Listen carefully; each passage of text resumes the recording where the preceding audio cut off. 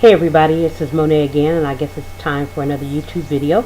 I just wanted to come on real quickly and do a part 2 of my introduction so that you guys could come up to speed to where I'm at today, several months after my surgery, and talk about why I decided to get the lap band, what were some of the deciding factors, and why I ended up going to Mexico to get banded. Generally, I had never had a weight problem. For most of my adult life, I usually was between a size 9 and a 10. And it wasn't until I had a child that I started battling the bulge. And in the beginning, it was not difficult. I wasn't aware that there was an issue. When I first had my daughter, I had picked up, the pregnancy weight and gotten the weight off. I can show you some pictures, of which I will shortly, when my daughter was 4 and I was thin.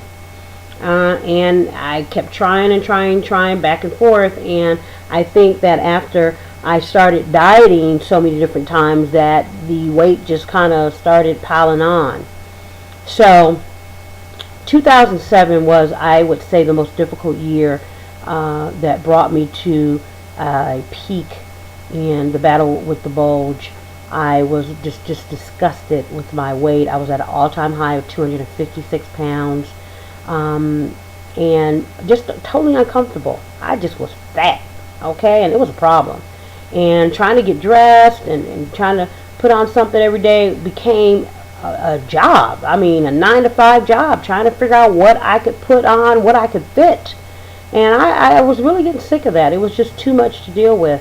2008 was what brought everything over the edge. I was diagnosed with high blood pressure, and I was just outdone.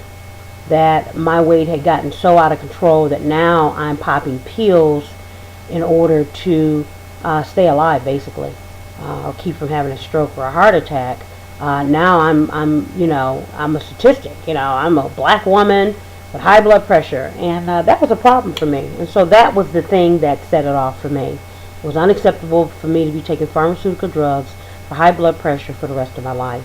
I had to do something at that point, and it wasn't until I saw a lap band commercial and attended one of the lap band seminars that I knew then it was time to do something. I was going to get banded here in Las Vegas at $16,000 cash. Okay, when you're fat and you got some issues, you just, hey, sign me up. It wasn't until an attorney friend of mine told me about Dr. Ortiz in Mexico, the Obesity Control Center. And after I had looked them up and done some research, it was $8,000 less. So I was like, okay, well, this might work. I can do this. And I had my reservations about going over to Mexico. And I'll tell you this, Dr. Ortiz does not live in Mexico. He lives in California, and he essentially goes over the border to go to work. And so I, had heard all kinds of horror stories about Mexico, and don't drink the water, and you come back, you got your cooties, and it was bad. But when you're fat and it's gotten bad, then you pretty much were going to take whatever risk you need to take. And so that, and coupled with prayer, which is a key thing that got me through my most difficult times, praying about what I was dealing with and getting some answers to what I was about to do was very, very important.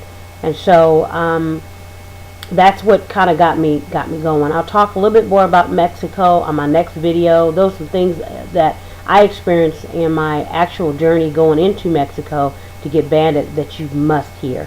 Thanks for watching.